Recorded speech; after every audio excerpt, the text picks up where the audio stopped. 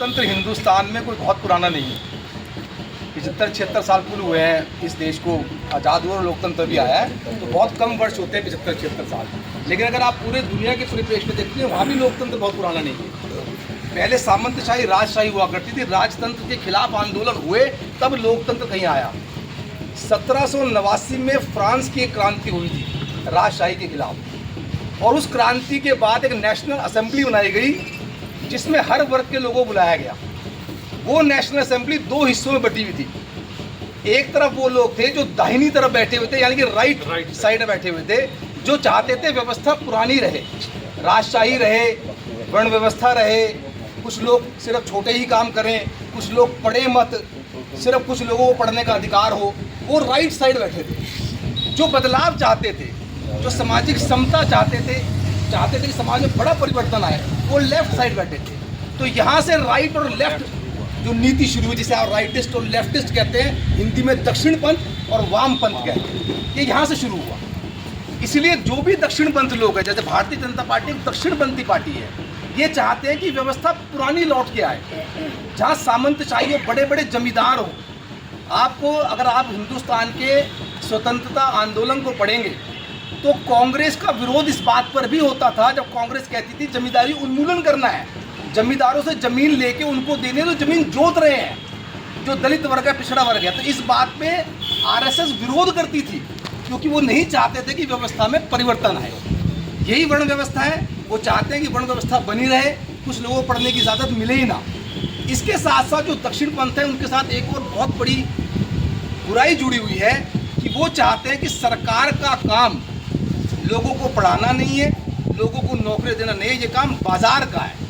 इसलिए जब आप देखेंगे भारतीय जनता पार्टी ज़्यादातर प्राइवेटाइजेशन पे यकीन करती है, निजीकरण पे। तमाम यूनिवर्सिटियाँ प्राइवेट करी जा रही हैं लगातार, कोई नई यूनिवर्सिटी नहीं खोली जा रही। इसी तरीके से आगे रेलवे को प्राइवेट कर रहे हैं, नौकरियाँ दे नहीं रहे हैं क्योंकि संविदा पे लोगों रख रहे हैं। तो ये राइटिस्ट पॉलिसी है, वो चलेंगे इस पे। इसीलिए ट्रंप अच्छा लगता है मोदी को, क्योंकि वो भी राइटिस्ट है, आप समझिए इस बात को। लेकिन कांग्रेस जो है ना पूरी तरह से लेफ्टिस्ट है, ना तो पूरी तरह से राइटिस्ट है, वो मध्यम मार्गी है, लेकिन उसका झुकाव फिर भी लेफ्ट की तरफ है। तो हमने, चूँकि कांग्रेस की जो लेफ्ट के लोग होते हैं, जो लेफ्ट से झुके, तो समाजवादी लोग होते हैं, वो चाहते हैं कि सरकार का काम ही है जो दबे पीछे हैं उन्हें आगे लाया जाए।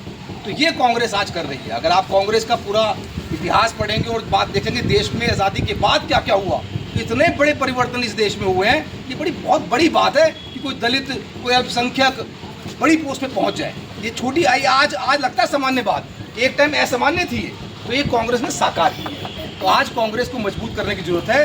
जो राहुल गांधी ये जाति वाला जो जनगणना का लेकर आए हैं, ये इतना महत्वपूर्ण मुद्दा है कि अगर राहुल गांधी सरकार में आ गए तो पूरी उम्मीद है कि आरक्षण 70% पहुँच जाएगा। और अगर 70% आरक्षण इस देश में पहुँचा तो युग परिवर्तक के रूप में राहुल गांधी को जाना जाएगा, याद बता होगा। राहुल गांधी जिंदाबाद। इसी बात के साथ इस मीटिंग का समापन की घोषणा मैं अध्यक्ष जी से देने पर सबका धन्यवाद करें। और कल जो 11 बजे मीटिंग रखी है महानगर में, कार्यालय में, सभी लोग वहाँ पहुँचे। अध्यक्ष जी से धन्यवाद। बैठ के कर दो, कोई नहीं करो। इनका बस थोड़ा धन्यवाद बहुत बहुत जैन साहब। और सर्वप्रथम आप सबका भी धन्यवाद करना चाहूँगा कि मौसम खराब था, आंधी थी, लेकिन जो आंधी के सामने डटकर खड़ा हो वही राहुल गांधी के सच्चे सिपाही है, वो आपने आज साबित किया। और ख़ासतौर पर शर्मिष्ठा जी का, मातृशक्ति का यहाँ पर स्वागत करना चाहूँगा कि किस तरीके से उन्होंने व्यवस्था की और एकदम से यहाँ पर आए, तो आपका भी हृदय की गहराइयों से मैं आभार व्यक्त करूँगा। और ज़्यादा समय ना लेते हुए अब अध्यक्ष जी को अनुरोध करूँगा कि वो समाप्ति की ओर सभा को ले जाए। मेरे छोटे भाई मयंक ने जो ये सुंदर सभा का आयोजन किया, बहुत बहुत बधाई का पात्र है।